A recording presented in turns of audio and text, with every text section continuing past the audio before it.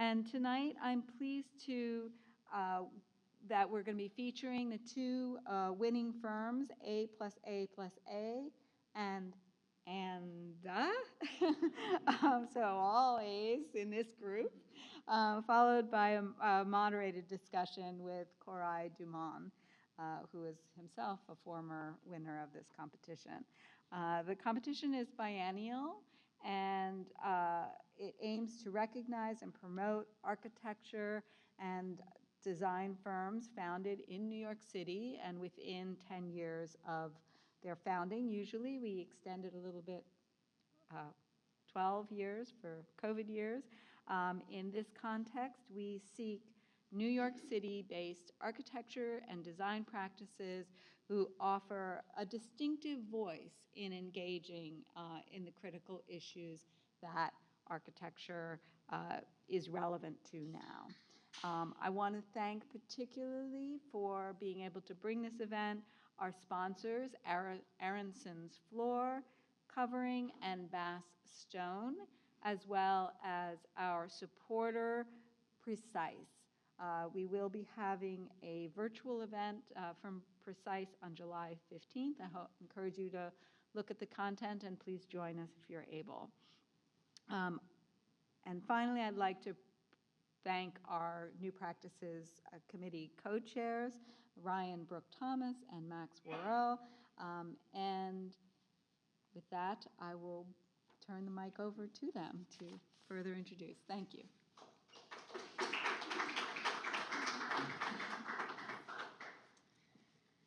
Hey, well, thank you all for being here.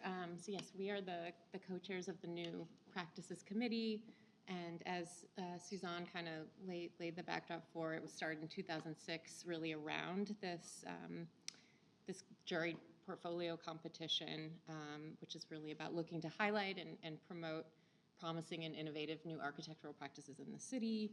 And of course, we've gotten to see how that's evolved over multiple cycles since then. You know, sort of along with that, there's also been a community of practices who've been really actively involved in programming, dialogue, and other kind of forms of output of the committee over the years, stuff that we've done together. And so it's really also about kind of finding a cohort, excuse me, and establishing a selection of practices who together can kind of demonstrate diverse and complementary takes on different ways of working, thinking, and designing, and you know, that are specific also to practicing in New York. So yes, tonight is the second of 3 events. We've brought together ANDA and A+A+A along with Koray Duman as the moderator. Koray was also a co-chair for the committee for many years. And yeah, so we'll do some brief intros here, and I think in hearing those, you'll already begin to see a lot of commonality, not only across the 2 winners, but also I think in a way that overlaps Koray with your work as well. So we're excited to see how that all comes together and converse at the end. Yeah, so some really quick intros. ANDA Architects is a woman-owned architecture practice based in Brooklyn, formed in 2022 as a merging of 2 previously independent practices led by Annie Barrett and Adriel Mesnick. Their practice model embraces collective decision-making, abandons traditional hierarchies, and fosters mutual respect. This approach then extends to and helps shape the studio's work, both through process and final product, with a focus on creating distinctive spaces for civic, community, and family life. A+A+A is a design studio led by Andrea Cheney, Ariana Dean, and Ashley Koo. Founded in 2018 with the belief that design impacts all people, everywhere, for better or worse, the practice approach strives to make the process more inclusive, collaborative, and joyful. They prioritize hyper-local and accessible approaches, emphasizing a radically inclusive methodology, with work across an array of scales. And Koray Duman of Bureau Koray Duman is a research-driven architecture and design studio based in New York City and Istanbul. His practice is founded on a belief in architecture's power as a social infrastructure to create a sense of belonging. This studio designs spaces of generosity, of sharing and creation, of knowledge and new forms of community. And so we're excited to welcome them all tonight. So thank you. We don't actually know who's who's up going first, I don't but know who's going we first, hand so the you mic to you all.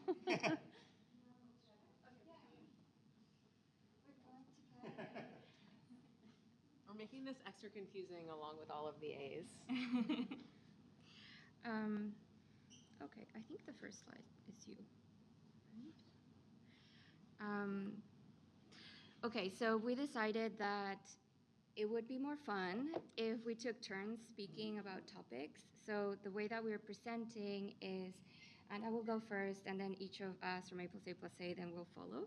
And you'll see the structure in a little bit. But we'll start with our own introductions of our own studios because I think that's really powerful.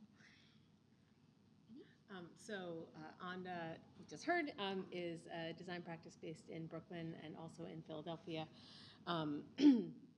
My partner Adriel Mesnick is here, as are Anastasia Yee and Caitlin Watson, some of the leadership of our office. I'm going to be representing ANDA in all of the talking part of tonight, but the work that we're going to show really reflects the talents of our incredible team, our consultants, and our clients. And yeah, I guess this image is here because we're going to mostly talk about the work, but a really important part of our practice has also been to think about what it means to kind of form an architectural practice. And so we'll invite questions and answers about that part as well. Let me go. So A+A+A is Andrea, myself, Ashley, and Ariana, who are sitting here at the front. We are a New York-based design studio working on buildings, interiors, and experiences. We create environments that tell stories, invite feelings, and make space for people, emotionally, culturally, and physically. Our work is guided by the belief that good design should spark both thought and joy. So as I mentioned, we will be taking turns speaking, and we have edited our talk around this very traditional triangle. Raise your hand if you know it, the one about time, quality, and values. Some people call it the iron triangle, some other people call it the essential triangle. But we thought it would be interesting to actually frame all of these aspects around the idea of voice and how these words actually wrap around or inform the idea of voice. We will start with time, and so Annie will start us off. Yeah. So we're going to go time, quality, value, onto A+A+A, back and forth like that. So I'm going to start by sharing a project that's really a series of projects that we worked on with the Brooklyn Public Library called Activating Exteriors. And here I want to talk about time as less of a measure of duration and more as a kind of measure of change. This is what this building looks like today. This is a branch library out near JFK called Spring Creek. This is a rendering of what hopefully it will look like in the near future. Activating Exteriors is a project that the Brooklyn Public Library commissioned in 2019 to address the way that their branch buildings really meet the neighborhoods and communities that they serve. And it was launched in reaction to an existing condition that was problematic. As you can see from these images, a series of really imposing fences had been erected in the 80s and 90s due to kind of problematic perceptions of crime and safety at that time. And the library had made the decision to take the fences down. It was really clear that they were just literally and emotionally separating people from their branch buildings and sending the wrong message to the public and to patrons. They issued the RFP to select a design team to help figure out sort of what to do with these newly liberated spaces that we came to think of as sort of thresholds between communities and the civic institution. So the project is comprised of 3 different parts. The first was the development of a set of kind of system-wide design guidelines. The second was the design of renovations for 3 branches. And then the third were these sort of immediate term prototype implementations. So phase 1 started with a phase of analysis, and you'll see tonight we start all of our projects, as many of us do, by just trying to understand the problem. We did not try to understand all 60 plus branches in the system, but we worked with BPL to kind of curate this selection of 10 in a case study group that would span a range of building typologies. The Brooklyn Public Libraries were built in 3 waves of construction, kind of starting with the Carnegies at the turn of the century, up through a wave of libraries built in the kind of 60s and 70s under the Lindsay administration. So we found 10 that would kind of together help us understand the building typologies and also urban morphologies that were present across the system. And as we started to kind of look at these branches and look at the architecture and the architectural problems, we found that it wasn't maybe the architecture that was exactly the problem that we needed to respond to. So like, yes, the fences were bad. There was a lack of visual connection between inside and out, but really the problem were the social outcomes of the architecture, so that people felt unwelcome outside of libraries. They felt really unconnected from what was happening, often unsafe, uninformed, really uncomfortable. Sometimes unaware that branch library buildings were libraries at all. So this enabled us to define a kind of set of principles and goals for the project that were less about how do we fix or replace this fence with something else, but how do we help people feel welcome, connected to their branch libraries? How do we make sure that people feel safe around library buildings, informed about what's going on inside, physically comfortable in the spaces around libraries, waiting for them to open or walking inside, and just aware that they're buildings. Our design solution we call the alphabet of activation, and I guess that's partly because we were working with libraries and words are important, but really because the idea of an alphabet seemed really appropriate, where it's a bunch of very small scale strategies where any given one of them, like letters of an alphabet, don't have a ton of meaning, so a water fountain or a trash can or a small performance stage. But taken together, they can be curated to really produce locally responsive meaning and specificity from site to site, from neighborhood to neighborhood, from building to building. So on that side, the Mapleton Library is a mid-century, two-story library. The building itself is actually like quite engaging with the street, but there's this very narrow band around it that you just couldn't access at all. So how could we kind of think about curating a series of very lightweight strategies there, whereas in the Spring Creek branch over here that I showed the image of, originally the building was so opaque that it was really an opportunity to kind of reinvent the sort of microplaza. That alphabet got collected together into essentially a set of specification standards that we then used and applied to these 3 sites that we developed renovations for. So I'll just show you really quickly some images. This is the Bedford Library today with, again, a fence around it. As many Carnegies, a lot of unstewarded space around the perimeter. So a lot of what we were doing was trying to think about how those exterior spaces could be activated and also controlled to be programmed and used during the day.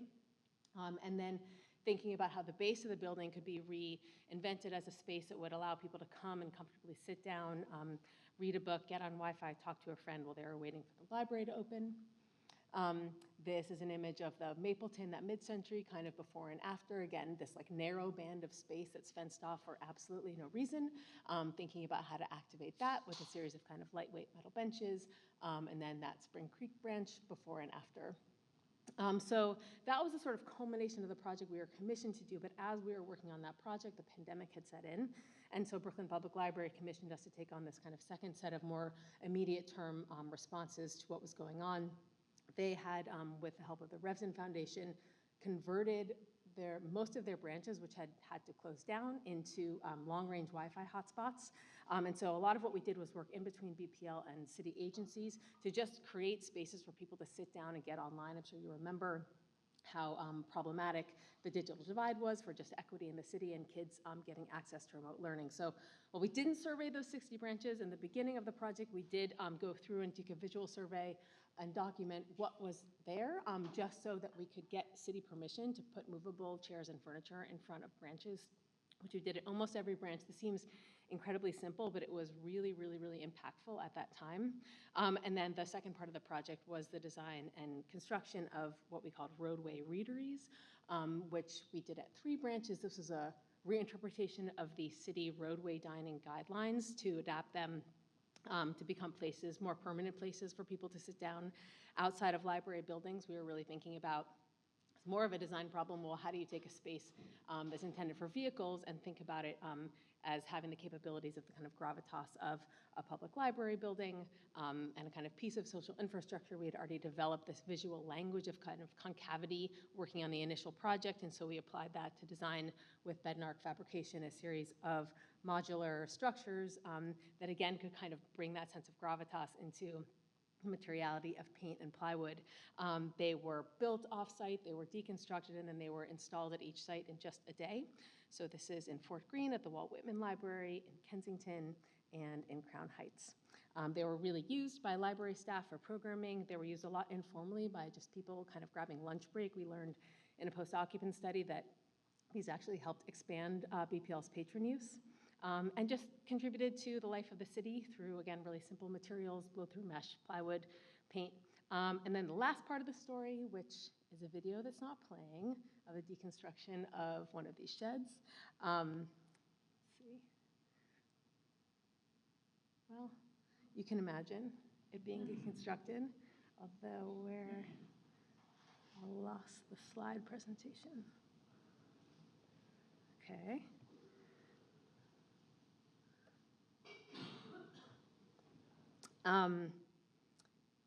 So in the fall, the city administration instituted a much more stringent set of guidelines for roadway structures. Most of them had to come down. BPL was really disappointed, obviously, to lose those programmable spaces. We were really disappointed, and also it's really hard to watch all of that material go to landfill. So we worked with the library and with a couple of other agencies to kind of redirect it. Some of those pieces are headed out to the Yard on Governor's Island, which is an adventure playground. And then we worked with the New York City Parks Department to, BPL took the structures apart, but the Parks Department took them away and stored them over the winter in a storage facility out in Queens. And so we're working with them now with a community garden and with our friends over at New Affiliates to rebuild those components into structures for the Success Garden out in Brownsville. And I'm going to hand it over to Andrea.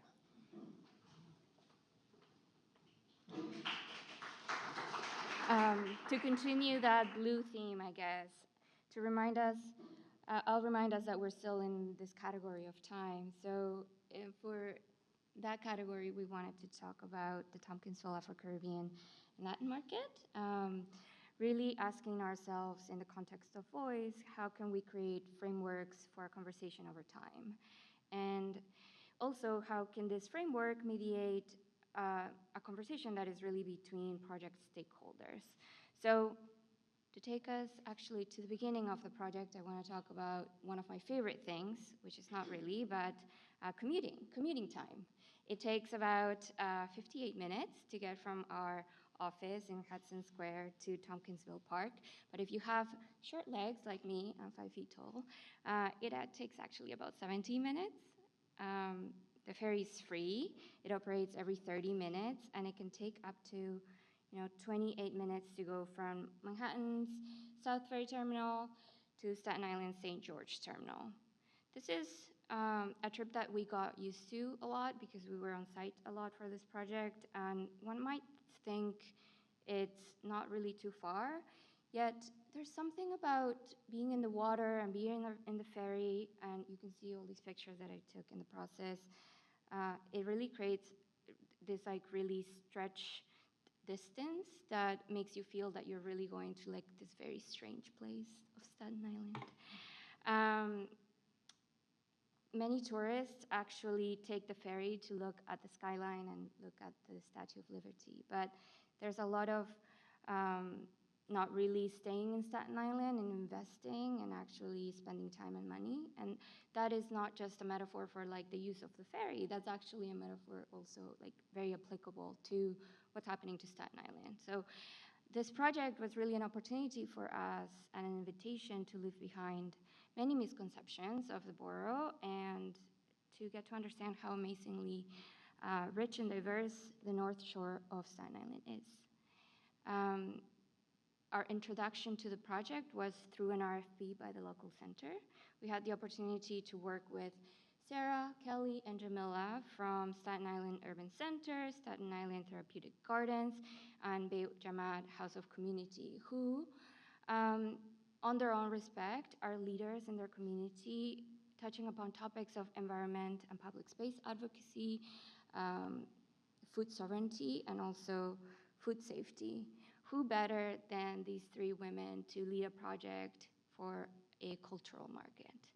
So they actually were the ones that started opening doors for us and created links to community stakeholders, and also the ones that gave us our mission of transforming Tompkinsville Park, which used to look like this, still kind of looks like this, a commuter park surrounded by commercial shops, made famous around 2014, more or less, if you were reading the news around that time, because Eric Garner was killed by police there, just at the corner. So its reputation was mostly about violence and drugs and crime. So these three women came to us and they said, okay, we have really easy goals for this project. We really want you to create a space that represents the Afro-Caribbean and Latin community in Staten Island. We want you to create a market for access to all these cultural things, relevant foods, relevant produce, and relevant goods. Create a town square for the neighborhood, change the perception of the space. And on top of that, we really, really need you to bring more business to the area. That's it. The local center was kind enough to give us faces to our project. They're not the typical delivery process, but rather, included things like community engagement and things like long-term vision plan, which we were really happy about. So the question was, how do we turn these faces and make them something that feels really much more like a conversation, so that this project that lasted 16 months, from September 2023 to December 2024, how can we see this as an opportunity to organize these spaces in a way that is able to mediate conversations between community stakeholders and city agencies? Not as a linear process, but rather a circular one consisting of asking questions, presenting ideas, and then getting feedback. Starting with here, Gantt chart, starting with the foundational bi-weekly, and yes, every 2 weeks we would meet with the project team, which was our clients and the local center staff, overlapped with discovery and implementation, which really meant for us community engagement. You can see that in blue. That community engagement was done both as an active workshops and also as passive engagement, which I will explain a little bit later. All of this was overlapped with then design and developing a strategy for the market, which you can see in purple. So really the important thing for us is that this timeline became really a tool to make sure that engagement, which is in blue, was constantly being overlapped with the purple. So what do I really mean by engagement? So when I say passive engagement, I really mean just attending meetings. This is meeting with Friends of Tompkinsville Park, which is a neighborhood meeting where we learned that the park is quite active actually as a space. And active really truly means safe. When there is things happening in the park, there's more eyes in the park and therefore it becomes more safe. SBS meetings, we learned that there's a lot of culturally diverse businesses, business owners that want to be part of the commerce in Tompkinsville Park, but they actually need a lot of help navigating rules, navigating permits. So we made sure to provide that in the project, build that in the project. We attended we visited a couple of spaces that our partners were telling us, art really does exist in Tompkinsville Park in its community, but it is not really represented in the art that we see.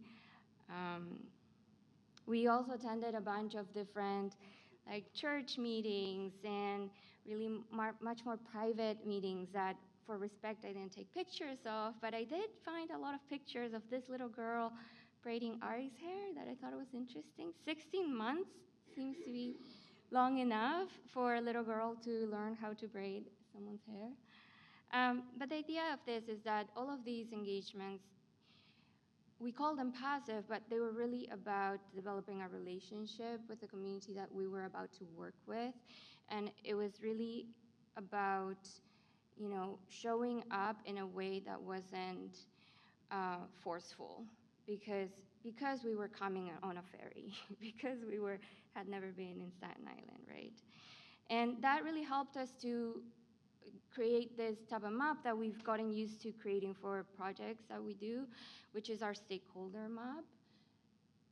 Not just so that we understand who we're designing for, but also who do we need to speak to create awareness about the project so that it can truly succeed as a permanent thing, which then came along with creating awareness through showing up at radio shows and being in offices and spaces that weren't not so glamorous, but really making an effort at presenting to the right people. And then on the other side of the coin, our active workshops, one of my favorite ones, we did 3 different ones, but this one, we focused on working with Staten Island Urban Center's youth to really ideate on the flexibility of the structure that we eventually created for the market that would hold space and how it would change over time. And of course, really wonderful things that we couldn't even think about ourselves, but also really amazing ideas as to how something can change over time and be flexible. So all to say that to us, that type of engagement and that type of relating to people allows us to take a space like this, which is basically a concrete park, and introduce a structure that is fully flexible, that changes over time to a point where it can host salsa dancing classes and go from this to actually having a full-fledged market. Yeah. With that, I will pass the mic back to Annie to speak about value.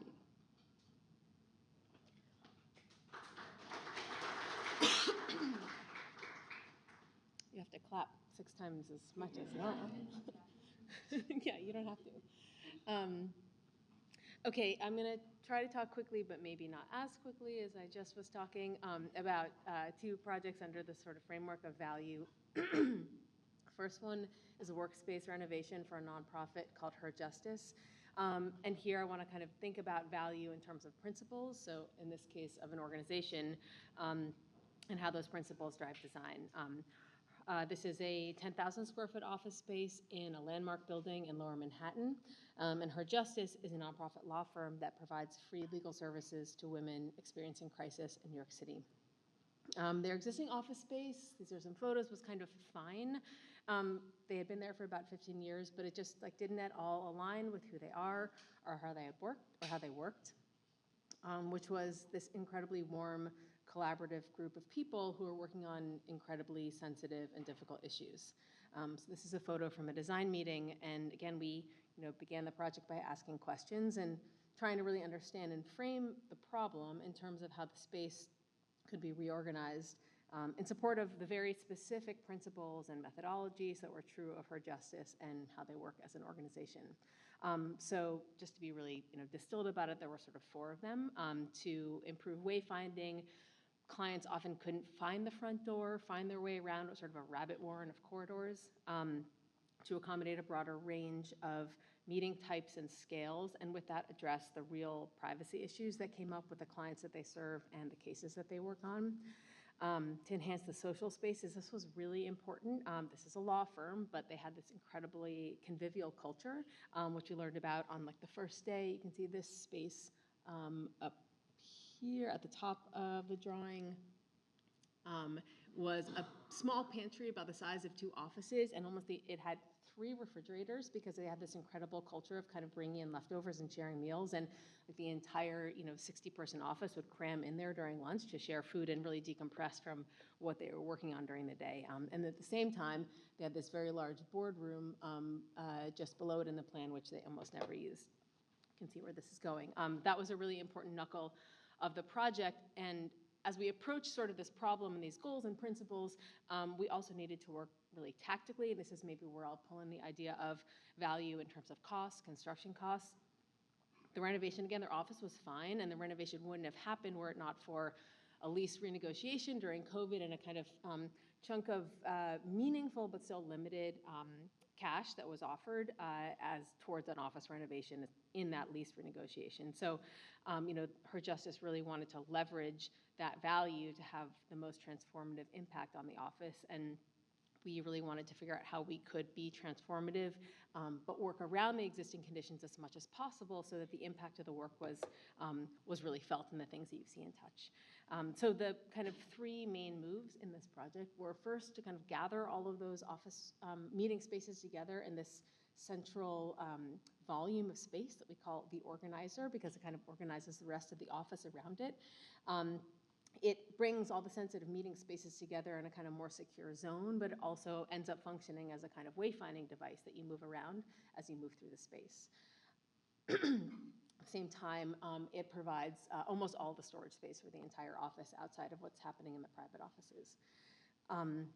The second thing that we did, you can see up at the top of the plan, flipping back and forth from existing to new, was combine the boardroom and the pantry. And again, that wouldn't work in most offices, but it worked really well here, and I'll show you a photograph in a minute.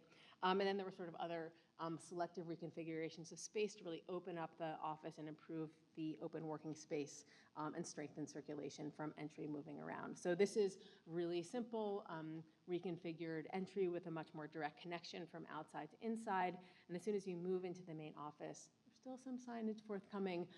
You're sort of greeted by the organizer. Sometimes you catch glimpses into the meeting rooms or not, depending on how private what's going on is inside and whether those curtains are open or closed. Kind of move around this volume, again, accommodating all the storage from coats to emergency supplies to latex around that central volume. And then you can see on the left, kind of moving back to that pantry/boardroom. This is that space in its resting position, which is the pantry, and it gets used all the time for informal meetings and gatherings, but again, can be transformed to kind of create a more distinguished space for formal events. And included this image because I feel like it's like a literal intersection of principles and costs. To really put the money where the impact was, there were just parts of the office that we didn't touch at all, including the private offices at the perimeter and also the ceiling. So this is just our new curtain pulling through a cap on what was previously a partition wall outside of an office that we demoed. And just being tactical about scope in that way, but also intentional about materials. The palette here was basically laminate and paint, and so we worked to select colors in a way that felt unusual and intentional and special and unique. So, pause. This is a photo of another piece of very intentional and special and unique millwork, but for a project with costs and values, or costs at the other end of the spectrum. It's a house in LA. And I'll say that while the values in terms of costs were much more expansive and expensive for a 2,000 square foot house as opposed to a 10,000 square foot office. Fundamentally, the project is still about understanding how architecture aligns to your clients, whether they're an organization or a family, and to their specific inherent ways of being and relating in the world, really their principles. So this was a couple who came to us looking to renovate their existing Spanish-style house for what they were calling chapter 2 of their life. They were planning a kind of early retirement. And so there were a number of very specific things they asked us to design for, including like a place to put their glasses and a way that they could stretch in a very particular way every day. But they also had this really beautiful kind of idea about living with just like intention and curiosity and openness, and wanting the house to also provide a kind of sense of the unexpected. The organization of the home is incredibly simple. Also, clearly, as you can see, in dialogue with the previous project. So here we placed the most private parts of living in this kind of central volume that has a sort of crenulated materiality, you'll see in a second, with sleeping in the center, stretching and meditation, and then bathing. And then the other parts of living are kind of distributed around it. So there is sort of a living and sitting area. There's a very long table for eating, for crafting. There is a kitchen area, storage, and 2 kind of independent study spaces, as well as a bathroom. So in the home, this is an image of that central element. Obviously, you're either kind of within that cube or cubish volume, or you're moving around it and kind of catching glimpses into those private spaces inside. So here is this stretching space where every single dimension has been very carefully designed to house a specific element. Another part of the home that was very important to this couple was to be able to sit and read near windows. But it wasn't just about sitting and reading near windows, it was also being able to sit and hang out near a window while your spouse is cooking dinner. And so really the home was very much about how two people share a life together, and especially how two people share a life together when like there's no job to go to and you're just there with each other all the time, and how do you create a place that kind of negotiates between those very individual ways of living and the kind of more shared ways of living. The kitchen is a really great example, just to zoom in. The owners were two very different heights, and so the height of this countertop is 2.5 inches shorter than typically. The height of this countertop is 1.5 inches taller, to align to their different heights and create two different comfortable workspaces. But the place where the dishes get washed has a special integrated kickstand to pop out so that the shorter owner can stand up and comfortably wash the dishes. So it's very much about how do you feel comfortable in your home. These are glimpses into a bedroom, into a steam room. These are not particularly hosty people, but they did sometimes have other people over, so we found a way for what was primarily a kind of like steam room to camouflage in a toilet that could become guest toilet. And the house is just also very much about kind of what it means to come home. So through materiality, we tried to kind of extend and slow down, maybe to go back to that idea of time, the transition between outside and inside. And then just lastly, I think this kind of concept of living with the unexpected, maybe the most important element in the project was the design of the living room ceiling and skylight, which you can see the owners looking at a daylighting model here. For geometry nerds, this was sort of a parallelogram that was sheared in section. It was a little bit inspired by Joseph Albert's structural constellation drawings, but it produces a sort of amazing sense of fluctuation with the movement of the body and light over the course of the day. So these are just kind of 3 stills from that. And I'm going to pass the mic to Ashley.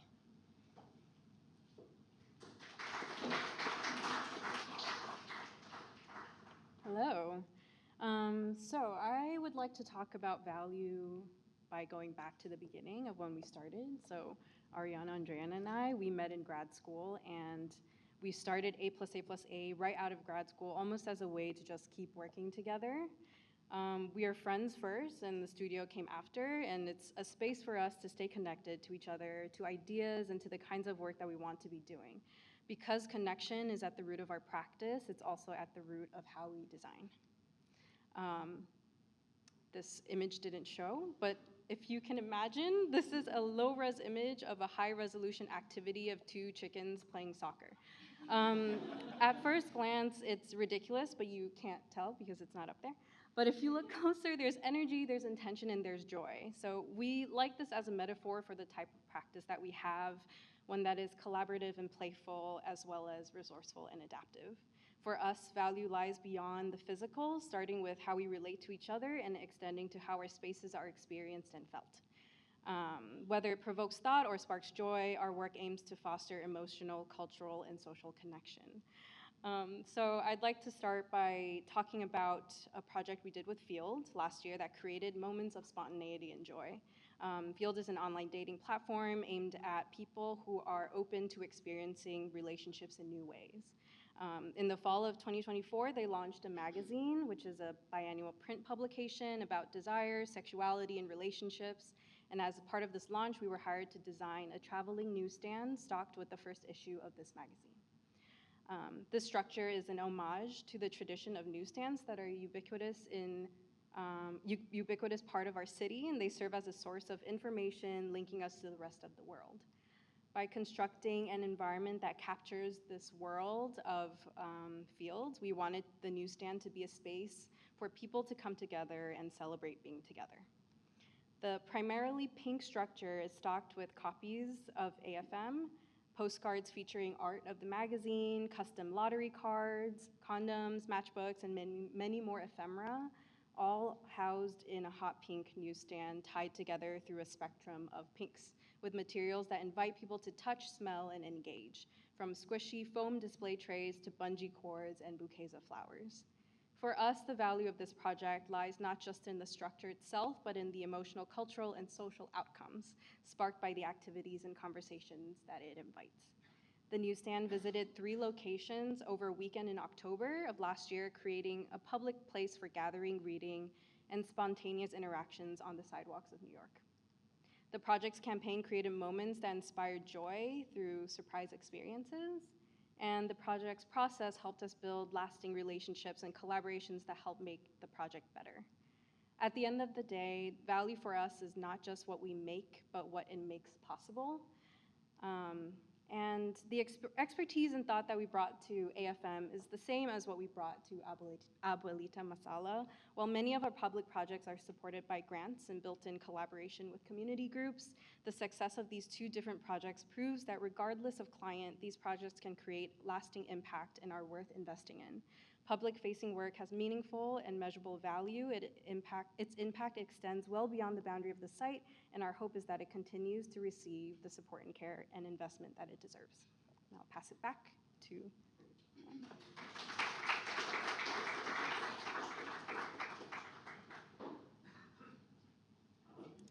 Okay, our last point of the triangle is quality. So I'm going to talk about 2 projects in terms of the idea of quality as characteristic, as the way that architecture kind of creates a sense and sensibility of a place. So the first one is the Olin College Reading Room. This is an image of Olin College. It's an engineering college outside of Boston. It's a really amazing school that was sort of founded less than 30 years ago as a kind of experiment. This is a project we did in their library, which was a space that was incredibly poorly aligned to the way they use their space. I couldn't find a picture of it because by the time we arrived, a new library director had already been working in sort of an ad hoc way with the student community to, in his words, hack the library. And so this is an image of students like literally turning all of the stacks upside down and putting them on casters so they could move them around more flexibly. So they brought us in to kind of formalize this process. And as always, we began by asking questions and by listening. This is a group of students on the left.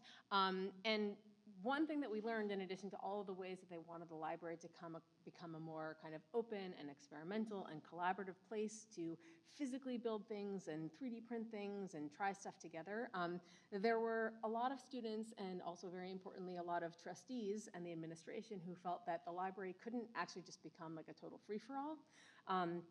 That it needed to retain some of the traditional functions of the library as a quiet reading space. So that kind of became our design project. It wasn't the kind of crazy rethinking the library part of it. It was, let's design a quiet reading space that will enable the rest of the library to become something quite different. So it's a 2,500 square foot room with really simple finishes and treated with an acoustic wall application. And this acoustic wall became the kind of design opportunity to create something that brought a sensibility and a quality, in this case, of introspection, of quietness, of time kind of with self in your own mind, whether you're studying or just kind of reflecting into an otherwise pretty basic room. This is an image from our proposal. We were really inspired by these various examples of sacred geometries. These span continents, but all begin with the same pattern of overlapping circles. And so we started with that as a kind of generator of the design, infilling it in the kind of taking a repeating pattern and infilling it in a non-repeating way, and then rationalizing it to a set of these 4 shapes that we could cut and fabricate and build on our own and install on our own. And these are just some images of that process, getting everything into the U-Haul and up to Needham. And of the finished wall installed. It was built out of felts and foams and perforated wood composites, cheap materials that would provide some kind of acoustic buffering to the space. And probably one of the most fun parts was trying to figure out how to make that pattern work around the existing just infrastructure of the room, which actually got used quite a bit and gets used quite a bit. This is from a later phase of the project in a strategic planning session. And then lastly, another kind of institutional project that we're working on right now is a chapel for the Brown Risty Hillel. This is a renovation of an existing space. This is the existing space that's about 25 years old and very rarely used. And the project is part of a larger renovation of the 20,000 square foot student center. In terms of kind of qualities or characteristics, we're working with BRH to create a space for collective spiritual activities, really kind of a new heart of the building. But for this very deeply pluralistic organization, collective spiritual space can mean anything from discussion, meditation, to music and theatrical performances, to informal dance parties, formal prayer services, really a range of types and scales of events, some which are known, some of which are not known, because as a student center, it's serving a constantly shifting population of college students. So our approach was to make sure that the floor remained quite open and flexible to enable the shifting series of programs and uses at different scales, and to really look to the ceiling as the kind of opportunity to be more expressive and kind of, again, create a kind of quality of the space through design. We were also really inspired by this text on the lost wooden synagogues of Eastern Europe. This was an amazing precedent to find because, like our existing structure, they were wood frame buildings which kind of operating at the scale of a house and have the kind of the sectional condition where the exterior is very much in dialogue with a kind of normative condition of the neighborhood, in our case, Providence, Rhode Island, but where the interior, there's really a kind of exquisite formalism and shape to the ceiling that brings something extraordinary that draws your eyes up and away from the kind of everyday. So we began by just this very simple move of kind of nesting the Star of David into the cruciform shape of the room, and that became a generator for a series of kind of formal interventions and developments of a ceiling geometry, which began to then become organized around 6 new skylights that organized to the 6 points of the star and became responsive to a series of acoustic and climatic parameters of the project, again, to support that kind of range of functions and uses. That's a physical model that we built on the left. On the right is a diagram that Situ Studio drew. We've been working with them on fabrication and figuring out how we can build these panels in a very, very precise way here in Brooklyn, and the kind of intermediary frame that will interpolate between the panels and the existing structure of the building in Rhode Island. And some process images. This is Deo and Matt from our office with Lumen Architecture, and a large-scale daylighting model that we threw on a Heliodon to understand how light shifts through the space over the course of the day and the year, and also explore this idea of dichroic glass in one of the skylights. And I'll hand it back to A+A+A.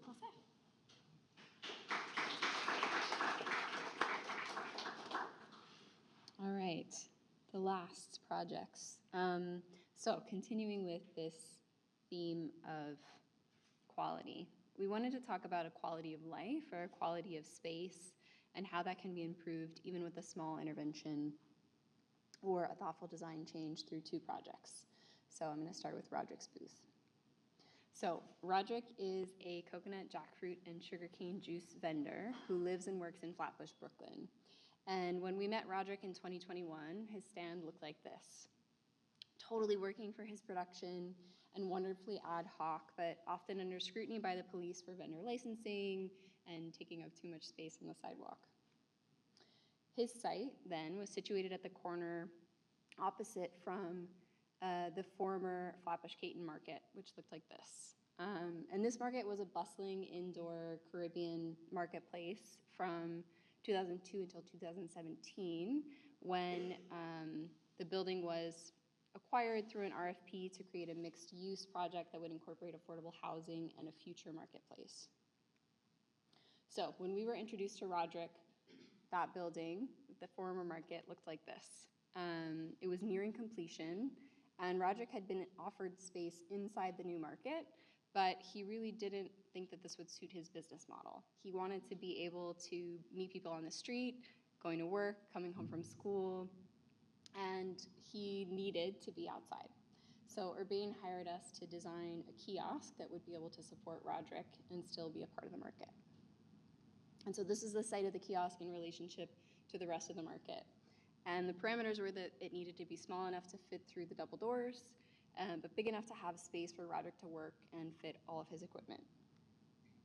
But really for us, the most important task was to capture the essence of Roderick and his business. What is the quality of his voice, not just as a coconut vendor, but as someone that is a neighbor, someone who is a public-facing figure of the Caribbean culture in Flatbush. And in our meetings with Roderick, that manifested by using models with color and material and texture to talk through how we could capture that quality into a design while meeting his vending needs. What resulted is a stand that gets rolled out of the market in a procession of colorful modules, so that setup can be handled by one person. Once moved into place, it creates a larger footprint and street presence at this important neighborhood corner. It serves as a welcome sign to the rest of the market in the interior of the building. What we learned working with Roderick is that his stand is not just for vending, but its presence ripples out to impact the quality of the block, providing space for kids to hang out and talk, learn something from after school, and for people to connect after a bike ride in the park or on their commute to work. Though it's small in footprint, Roderick and his booth are a cornerstone of the Flatbush community. The way that we work outside of the public realm in residential often carries similar values in the approach. Similar to this idea of urban acupuncture, these projects ask, how can thoughtful adjustments and additions to a space that might be small in scope have the ability to create a greater ripple of improvement in day-to-day life? And for that, I'm going to talk about the Apartment of Curiosities.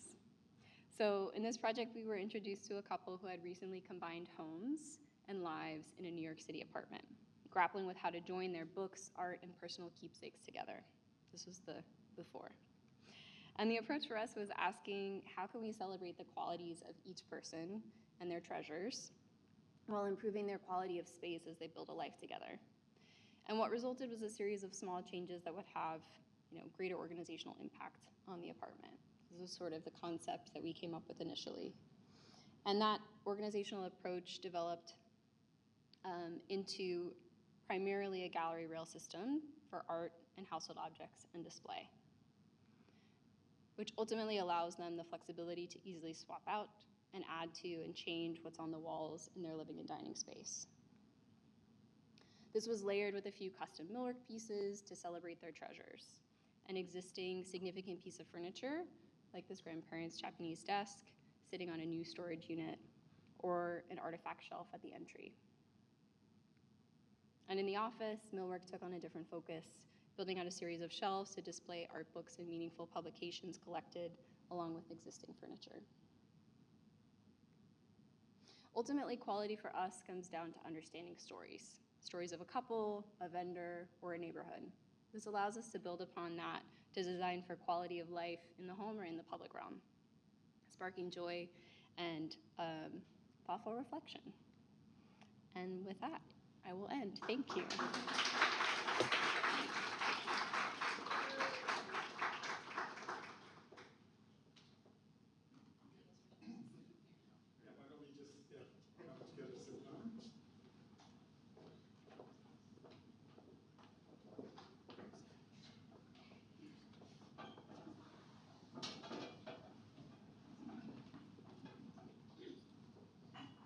Hello? Yeah. Well, thanks so much for all of it. This was great. And I actually had a chance a few days ago to see a little bit of the presentation and their concept. So it was very exciting, kind of eye-opening. And obviously, you really get the value of your presentation. Who gets 3 times more, applause for their presentation? So that's really great. And one thing that I also really appreciate is that when they showed this idea of voice, and you have the time value and quality, and they want to talk around it, it already starts so much thoughts in me too. And I think both of your practices actually have this ability that you just very clearly reframe something, and all of a sudden it creates this conversation around with people, and that I find very fascinating. So you also did a great job explaining the relationships of each of these 2 projects, but I want to maybe step back first and just look at the concept itself. The first thing that I want to ask, not ask, but to kind of consider for all of us, maybe the idea of having time, value, and quality is almost like to make sure as a profession there is some kind of a contract that can be written, and that when people kind of hire you, they know what they're expecting because there's a definition of time, quality, or value within that contract. So I think, in a way, what I also want to think about is that I'm curious in each project how you start to shift your contract because you are shifting these things. As I ask questions, like I'm very curious to think about that too, because that's an important part. And first, I want to then go to maybe time, the time aspect of it. Once again, a young practice, a formation, actually it's Black Space, when they were talking about timelines. When we say time, we talk about timelines, we show the timelines. For them, the timeline was move at the speed of trust, which I thought was a very interesting definition. So in a way, in these projects, when you start talking about time, do you also start a new definition of timeline? Is my first question.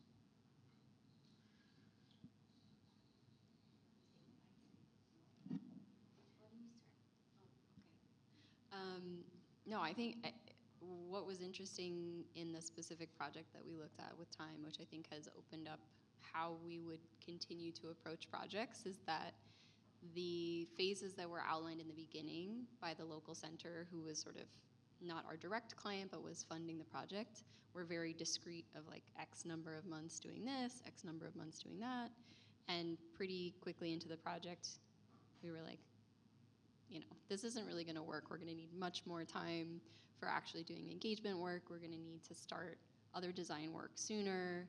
And in terms of our deliverables and obligations, are you okay with us kind of elongating and stretching these processes while meeting the ultimate deadline? And so I think for us, it's sort of a conversation, especially when you're working in the public realm, that it's not, you set expectations in the beginning, but that there is also that flexibility to say, we need time to build more trust in the community. We need time to understand better what's gonna work, but also on the flip side, we need to start talking to our fabricators sooner because our budget is so limited. So we need more time for that too. So this kind of what Andrea was describing, that like stretching and overlapping of time, I think is really valuable when one of those other, let's say, points of the triangle is maybe has more tension on it.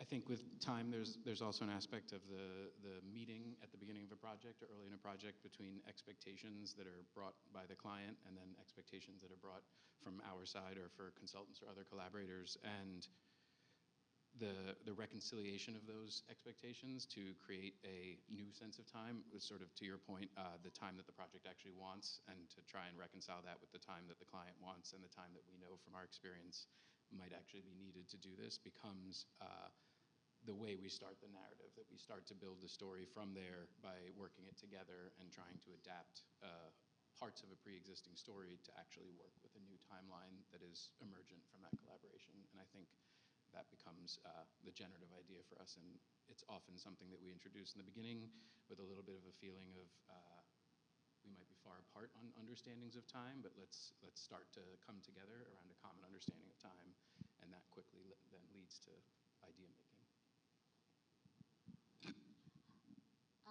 I just wanted to add to what Ari mentioned too, in it, like in the spirit of being very honest with a group of architects in the practice of practicing architecture and how we see time. I think that over time now, it's been 5 years that we've been practicing, that timeline that we use as a tool has really changed a lot. And one of the things that did come out of the local center project is that we really just realized our time, our focus time is very valuable in a way that, yes, we want to create these spaces to engage community, but we need to make sure that that's built into the contract, right? First of all, and that we are able to then say charge for it, but also make sure that when we're discussing that contract, that the client understands that it's important. So that timeline that you saw, now we have that, and we use it as a tool to say, you know, this project had so much success that it was originally thought about as like temporary and now it's permanent because we had all this time, right, for engagement, that when it was actually built, it was accepted with such regard that it can be permanent. So that's what we're doing with time, right? Like, we're not using it just as an overlay, we're using it as a tool to create value. And that's why, for me, that triangle is stretching and stretching and like becoming a tool. I just want to add that for us, these projects never follow the timeline. It always goes over, and it feels like a relationship with your client, and it's messy, and like nothing is ever subjective. And Andrea can tell you that once they get our phone number, it's like the end. And it'll go on forever, and we still talk to our clients, and we still care about those projects. So I think it's a good sort of starting point, but it's just never, it just keeps going, basically. Well, I was just gonna say something about how I feel like maybe like relationships, projects are just always kind of also on their own time. And there's so many things about time that you can't control, and you just don't know where things are going when they start in a way. Like Adriel and I met over 15 years ago on our first day of graduate school and never would have known that we would make an architecture company together. In the Brooklyn Public Library project that we showed, the only part of that went according to schedule, which was the activating exteriors, was the one part that like hasn't been built yet, and all of the other things that only happened because of like the time that they happened to occur in, and a pandemic happening, for example, have had so much more impact. So I think it's always like the importance and the contractual schedule that you come up with, which is also so important for charging additional services and so important a project. Is like a one part of, I like the way you said, a kind of a story that is multi-layered. I will jump into, by the way, I have a couple of questions, but after that I will open it up. But if you have, as we are speaking about a certain topic, if you really want to ask questions or comment, please join us. They originally wanted it to be around seating so that you all can join, but no, we couldn't be able to do that. But I just want to talk a little bit about the value. And maybe in value, again, you were very clear about the way you present your ideas and the relation to value. But maybe it tricked me to think about this idea of, value is, of course, value is something you added to the project so that it is more kind of valuable, let's say, than what it was before you started. But there's also this idea of value of a project that cultivates wealth, but not wealth as money, but wealth as many other things. And I see in your projects, there's this cultivation of wealth in different ways. Like, definitely joy is a big presence in all of your projects, which I think is amazing. Kind of wealth in the sense of everyday politics in your residential project. So I also want to maybe ask you, what is for you definition of wealth? And in that sense also, what type of wealth these projects bring?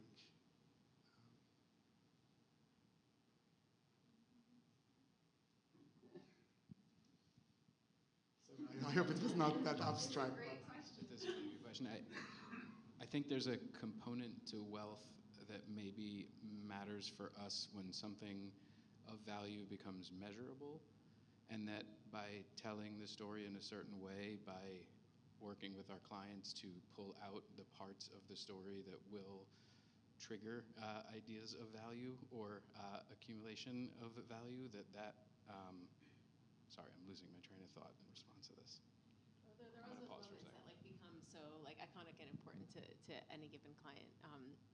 And so, yeah, how do you, and I feel like oftentimes you don't know those when you start designing a project, and then you figure out together, like, oh, actually that window seat, or actually, this pavilion that we weren't even intending to build becomes the thing where you build the most value as a client.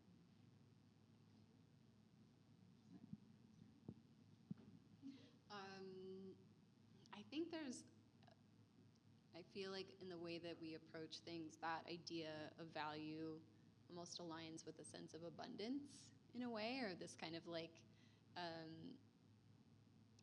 this is a little bit of a tangent, but one of the artists that we've worked with recently told us the story of, it's sort of like an adage of stone soup, where someone comes into a village with a pot of water and a stone, and a curious child comes up and asks what they're making and if they can add something, what's missing or what's going on. And I think that's kind of an interesting way to approach work, where when we're working, especially in the public space, that we become familiar in a neighborhood, and so that people will say, what are you doing here? And in some way they feel like they're also bringing their, not just their values, but as a voice in the project, they feel valuable.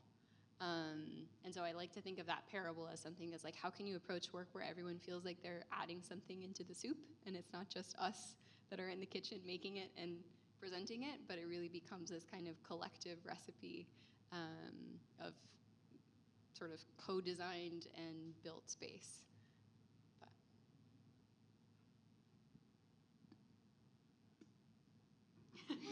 I mean, I think that what I said in the lecture, I still agree with, but value for us, I think, is found, and it's different for each project. For some of it, it's the people we work with. For some, it's the outcome. We have like great photos. For others, it may be like monetary, but for each thing, we kind of find the value for ourselves and why we want to do it and why it's important. Okay, so maybe going back to this idea of wealth, what you asked is kind of interesting for where we are right now as a practice. We've been practicing since we came out of grad school, as really babies that we're trying to get work to get experience and build a portfolio, while at the same time holding on to these very principled values that we had gotten out of working just on like the four walls of a studio at GSAP. And as we are growing, and we're now sitting in a room where like we're being given awards by our peers, we're asking ourselves, what is the balance between searching for more wealth, right? So because we need to eat and we need to pay ourselves and we need to keep growing as humans, while at the same time holding on to those values very closely.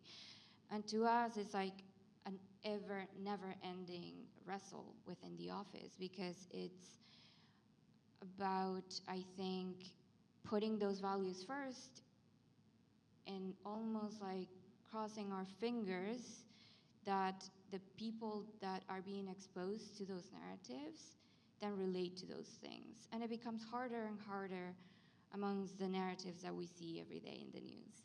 So it becomes even harder and harder to fight for those things internally, right? But here we are. I think it's important that's the wealth. That's the wealth of our practice, that we don't let go of those things. Well, we also don't let go of the importance of taking care of each other monetarily.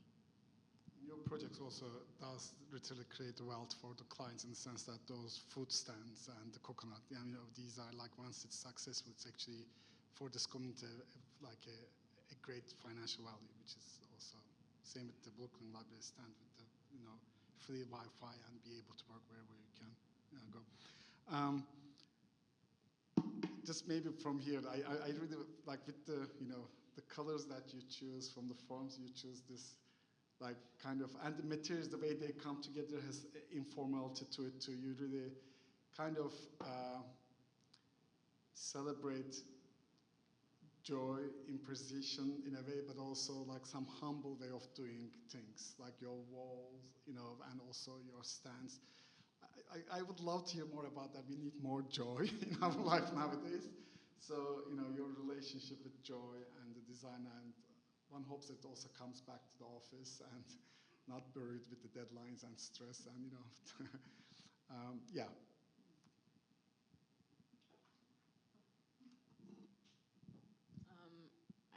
I think that our work is so serious, and the issues that we are working with is also very serious.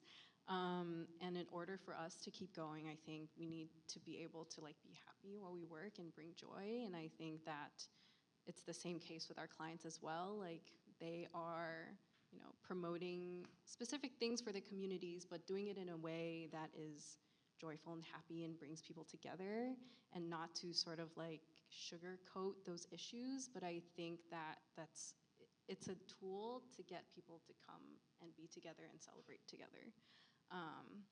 And in terms of color, I don't know where that came from, but I think we like blue, we like pink.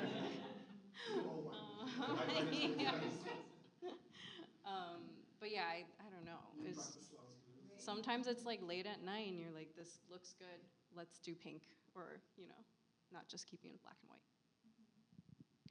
I think there's a component of joy that comes from inside the studio and trying to cultivate a collaborative process where joy is, to sort of rephrase what you were saying, or say again what you were saying, it comes from us, and that's the way we stay doing this and keep the energy up, is by introducing joy back into the concept and by pulling it out of the people involved.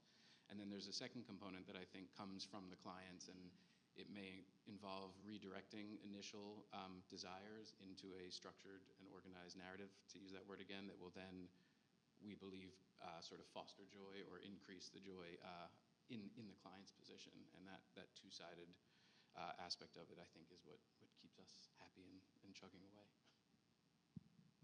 I'll just add to that, and you can, if you're interested, read our full statement of how that we submitted to win this award on the very small monitors that are out there on the wall. But I think this is one thing that was really important to Adriel and I when we decided to form AIANY, which we didn't have to do. We both had our own sole practices going on. But I think we felt like, you know, we've been all handed down really toxic and corrosive models of practice for so many years, and it's so difficult to maintain an architecture practice, especially right now, and pay yourself and do work for clients that you believe in. And I think it took me way too long to realize that like you could have joy be a central part of that. And why not? Like, why wouldn't we try to organize a kind of practice and way of thinking around that?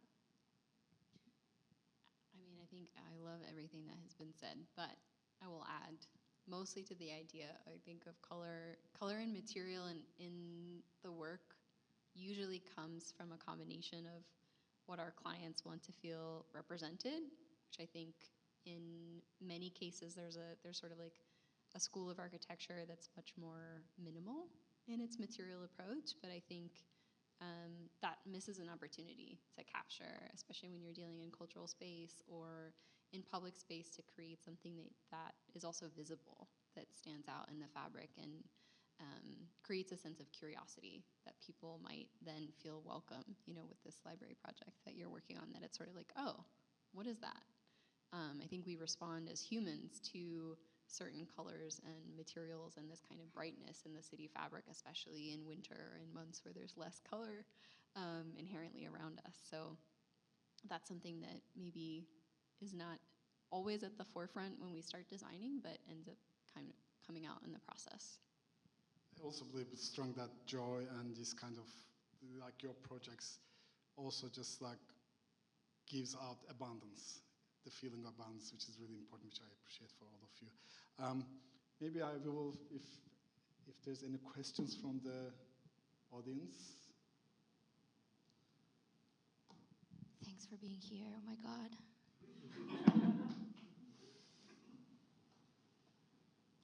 I have one more question I can ask if, and maybe Dan will ask again, maybe.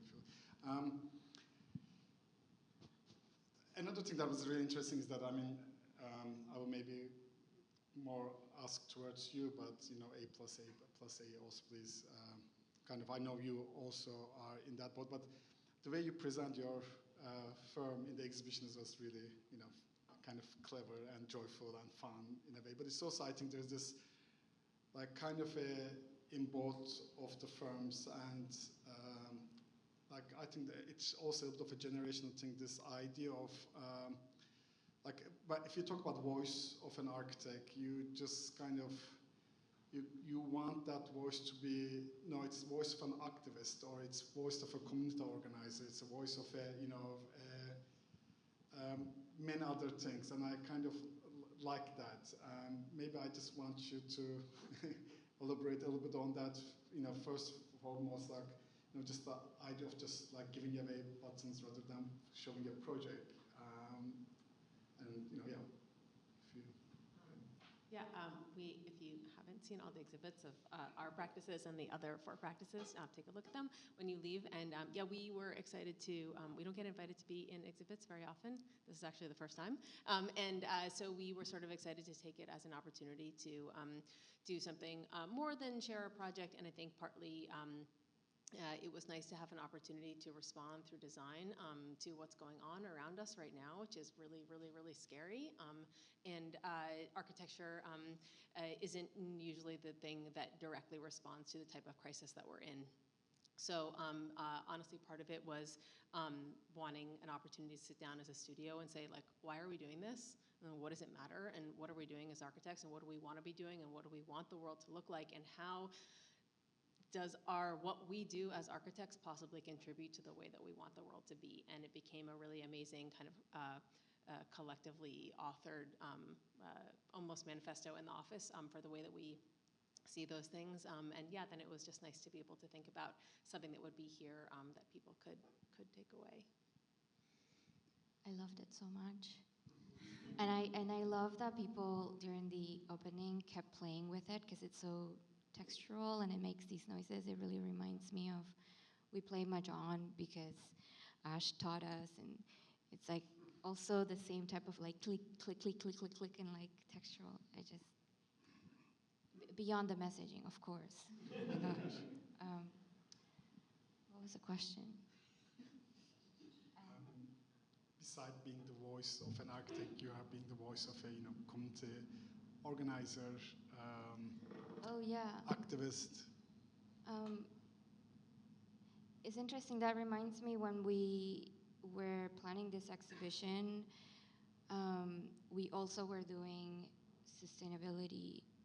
project sustainability for the local center project, and it was around the time when like everything was starting to get a little crazy with the administration, and I went to see our client, and I was worried about her, and I was like, how are you feeling?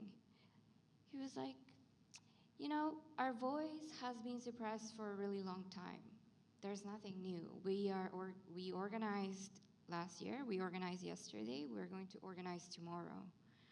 Nothing is gonna really change for us. We're gonna keep doing the same thing we're doing. So when we were writing and we were putting the exhibition together, we were like, our voice as architects should serve as a way to enhance those other voices. What better than to really show the process that we've used through this project, really show the way in which like the artist, Urechu Gowo, who if you haven't checked out, you should, designed the art piece that went on Abuelita Masala, like how we interacted with people in order to paint the mural, how like the ideas were actually formed around this like movable thing. Like it's all about voices that we have helped mediate. So at the end of the day, our voice is really like a piece of paper, maybe, that people fill in with, and then we can show it to more people and more people and more people.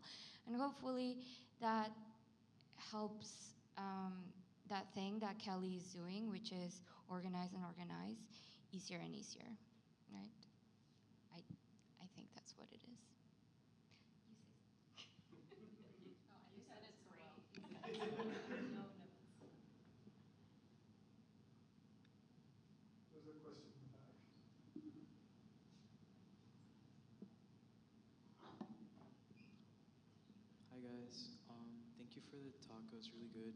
I came a little bit late because I came out of work, but for what I was here for, it was solid.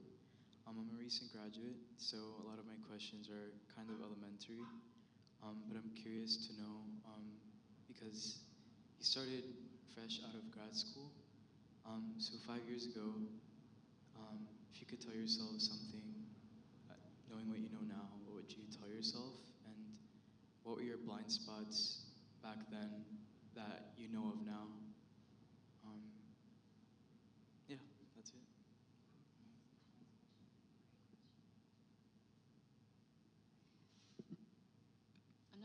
I'm not sure if this is a blind spot, but I think I would tell myself to continue to cultivate mentors, because I don't think that we would be where we are today without having had some amazing mentors in our life, and especially sort of post-graduation. I think the other piece of advice is that sometimes you just have to take a leap of faith, and you might not land gracefully, but I think that's how you learn, is by kind of fumbling your way through it. It's sort of like, even from the outside, I don't think any studio has their means and methods fully fleshed out for a little while. And that, at least I can speak from our experience, but that doesn't mean that you're not doing something right. And it's sort of how can you continue to learn and ask questions and not be afraid to even have conversations about how other offices or how people older than you or mentors of yours are doing things in and outside of architecture. A lot of our best mentors have not been architects, which is also very important. Yes, which reminds me, the best advice we've ever gotten, one of the best advice is to make friends with non-architects. Like, this is all nice and so nice to have you here, but do I wish that you were the owner of a company that would love to work with us? Yes.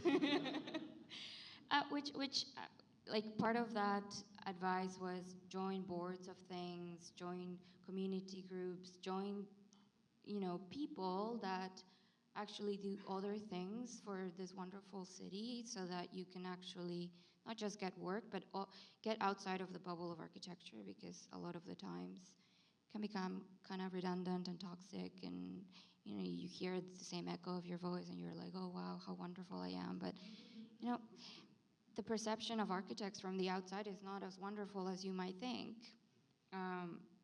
And so we learn from that all the time. We've been part of the incubator at New Ink and the New Museum for a really long time. And we love it there because no one is doing things in like the straight way. Every conversation is a little bit weird, and you're like, okay, I guess now I'm learning about this other thing, but that's kind of wonderful. I think that one of our also biggest lessons is to know what you're good at, and like, not just internally, like I feel like the three of us kind of understand where we are in the studio and what we're good at and what we take responsibility for, but also running an office. You can this is why we have mentors who tell us how to do things, because we don't learn that stuff in school, and you need an accountant, you need a lawyer. Don't try to do that yourself, because that's hard. It's funny, one of my, like one of the advices that I get was similar to it. Like somebody, I'm Turkish, a Turkish finance woman told me that, Koray, you can be the best cook, doesn't mean that you'll have the best restaurant. I'm like, wow, that makes a lot of sense for architecture too. There's like so many other things takes to make the great restaurant, even though you might be the best cook. So that's similar to that. I think if a blind spot coming from the graduate school era that's a lot older than 5 years for some of us up here, but might be the idea to get at the idea of value, quality, and time again. That really the idea of questioning the structure that's being handed to you, not necessarily for the underlying principles, quality, value, time, still apply, but that questioning how that is put together and handed to you. I think, speaking personally, not extending past myself, but it took me too many years to get the confidence up to question what was handed to me. Again, just a slight reframing, and I think that is what allowed us to actually pursue something with joy, with intent, and with confidence that was finally possible when reshifting that. So I would encourage that confidence of a shift as early as possible.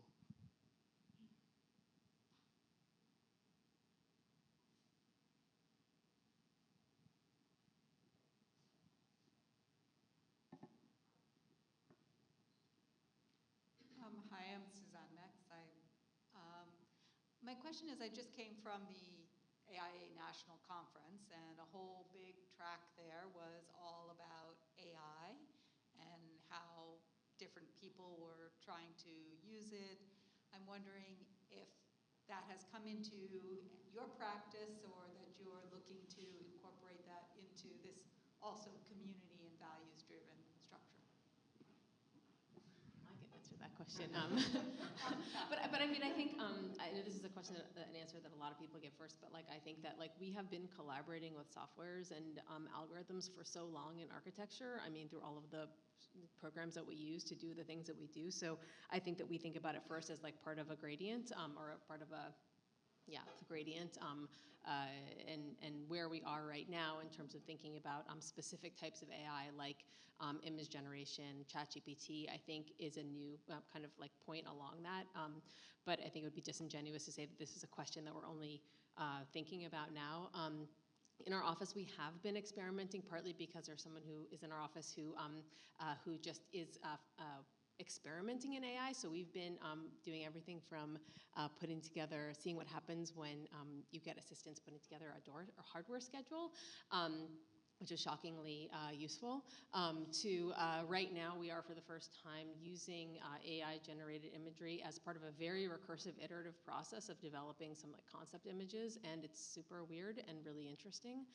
So I think, I mean, I also teach architecture, and like we think about this all the time, constantly. I think many students here are like wondering why you wouldn't, you know, use that as part of your writing or design process. So I just think it's such a interesting question to be wrestling with in all the ways that we do.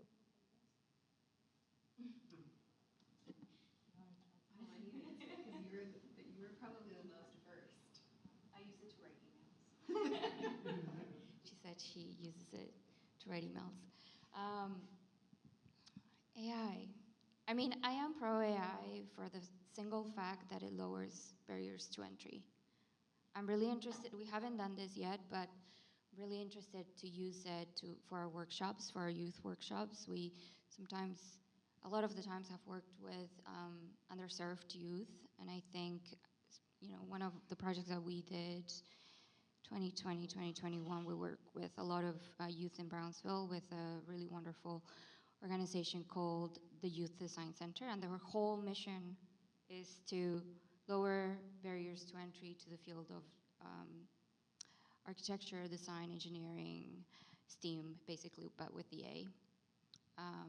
And I can see how AI could be that like leap forward to actually get kids excited to enter into, you know, imagining worlds that are not necessarily related to how the norm is right now, but like really ones in which they have more agency, they have more say. Other than that, I do think that for us it's going to be slow because we are very married to the way in which we draw things. The way you make models, I can see that too. Yeah, in the way that we make models, I don't know. It's like I think because we use it a lot in the process of design, in the process of making, and we've gotten used to also using the iPad to sketch, and so we sketch a lot, and we do that. Might seem old school, but you know, we like it, and we like that aesthetic. So yes, in the language model way, maybe less until I convince them otherwise in the future, the image generating one. But I am interested in the door hardware or the hardware one. That sounds amazing. Yeah, it's We were very controlling, so I don't know. yeah, it works well. It makes the same weird hallucinations and mistakes that you have to then go back through and look for. I do think the joy component, I'm not sure we found it yet beyond humor occasionally, and the humor seems to be in the making fun of it or why it's not fitting yet. So I think we're still searching for what the in to where the actual human interaction is. And I think the second part that maybe we haven't figured out how to even look at is that part of what we do is manifesting an idea in the physical world, and part of the advantage of the AI is it doesn't have to engage with that last step of manifestation or the slowness or the time that's involved with that. So I don't know where that's going, but we haven't figured out what the appropriate like temporal interface with AI is, given that we're dealing with something physical. I think one of the interesting things that we've just encountered recently that I think will happen more is we've had clients bring us, in our kickoff meeting, we'll say, if you have anything that you've been looking at or that you're excited about, this is for a residential project. And probably 75% of the images that they brought us were AI generated. Some that they were like, this is probably AI, others that we were like, we can tell this is probably AI. So it's interesting in this question of also barrier to entry, where it's not like it. I think clients understand that it's not necessarily doing the job for like not needing to hire an architect. It's more that they now have a way that maybe they're more confident in kind of communicating an idea that they are bringing to you. And it's really up to us to figure out, like, how does that physically manifest? Maybe this isn't exactly the right approach, and so we're going to, take what makes sense from what they've given us and add our own, hand and sort of not just feasibility, but that kind of like design ethos into it. So I think I almost see it as a communication tool in image as well, but kind of leveling that idea of like, how can clients communicate their goals in a visual way if they're not visual people. So yeah, I'm cautiously optimistic. Yeah, I mean, on the same line, that's also how I approach it when students bring me AI-generated things. Like, I tell them, so how are you going to convince your client about this image? Because it's like, you can put it in front of the client and they might love it, right? But then they're like, so how do you build it? Or what is the plan? And how do I relate to it as a person that wants to spend thousands and thousands into this? A lot of the times, at least for us, the selling point has never quite been just the rendering. It's how you build up to that rendering that actually sells the project. So that's, I think, like a nice way to explain to students too. Like, you're learning a way of thinking. You're not just learning to make an image. The image is the tool, the same way that AI is the tool. Maybe I will return back to these two practices. One thing that's really interesting that I'm thinking, looking to this presentation, is that both practices have this kind of a very nice way of playing with strange and familiar. And AI also has this quality of strange and familiar, but it's always more nostalgic. And it is more like, I feel like I've seen this before, whereas both practices, there's, again, that strange familiarity, but there's, as you said, there's this joy. There's this like creativity that comes with it, that different is. So I think in a way in our practice, I don't know how we will bring that joy into AI, and maybe, yeah, that's probably.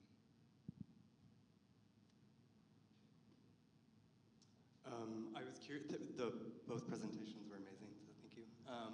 And I think in both the work, there's like such a sense or spirit of like optimism, and like you are obviously up here sitting on the stage because you guys have accomplished a lot, and so I guess I'm curious, like using this as an inflection point, like what do the next like 5 years look like? Like where's the optimism?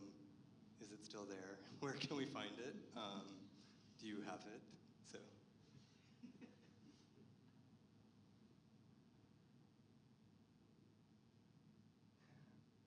It's a hard question to answer right now. It's a really like dark time. So I feel like we've been thinking a lot about the capacity for, I think there's sort of two ways that our practice, I think, is trying to operate right now. And I think the exhibit was one example of it. One, just like, how do we remain optimistic that we can stay stable as a firm? And I'm sure that we're not the only people in the room that are asking this question right now. And I think we need to retain that sense of optimism and belief to continue to pursue new work and believe that we can continue to grow and expand. And then in parallel, how do we ideate and use the kind of speculative platform of architecture to think about and imagine a world that is very different from the one that we're living in right now? And I hope that our exhibit, maybe is a little bit of an indication of sort of what we're doing there. I was gonna say we actually also had a similar conversation today about like what is happening and what are we doing? But I, for myself at least, go back to this idea of, I don't know, I'm someone that doesn't do well without feeling like I can do something. And in this practice and working as an architect, I think it's kind of like being able to move forward with projects that have meaning and that can impact someone in a positive way is what keeps me coming back to the work. And it doesn't only have to be in the public realm. Like, that's obviously wonderful to have that opportunity, but even if it's like 2 people and they're appreciative and enjoy the change in their life, like that is enough of like a small piece of positivity that can continue to build and build. And so a lot of it for me is just like, okay, every day there's going to be something different that's probably horrific in the news, but I'm going to get up and I'm going to go either teach or I'm going to go to work and keep doing the craft that brings me joy and also hopefully is improving somebody else's life. And I think that's those like small pieces moving forward that will continue to grow. On a maybe more like practical note, I think I'm both excited and nervous for the moment that we bring on, you know, an employee and other people into the fold, because we've obviously, a lot of our practice is built on the chemistry that we have as designers, as friends, as, you know, kind of building this practice together. And it'll be interesting to see what happens and probably amazing and surprising, wonderful things. But certainly growing pains in the best way. So I'm excited for that too, when I'm looking like beyond the near haze of bad news. That's the good news.